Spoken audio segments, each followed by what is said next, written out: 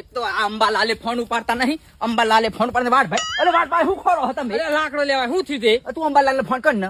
તે તારામથી લગાડ પણ. અરે પણ મારામથી નહીં ઉપાડતા અંબાલાલ. તે શું થયું હા? અરે મારા કાલે તાત્કાલિક ઓર્ડર આવ્યો અને પેન્ટ હુકાયો નહીં ઉપર વાદરું રાખ્યું યાર. તે શું કરવાનું શું કહેવાનું એમ કે ને? અરે એમને કેક વાદરું ખેવી અને તાપ કાઢી પેન્ટ હુકાય મારો.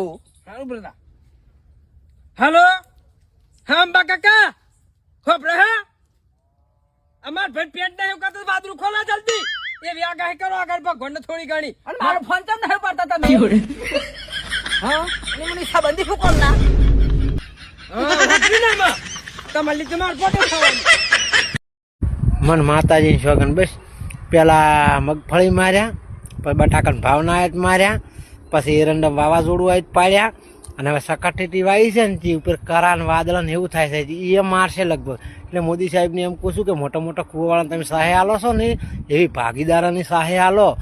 પછી અમે કોઈક સુખી થયા, અમે તો કદી રૂપિયો તમે આલતા જ નહીં ભાજ્યા. અમે આ રાત દાડો મહેનત કરીને અમે મરી જશે, અમને કોઈક સહાય આલો.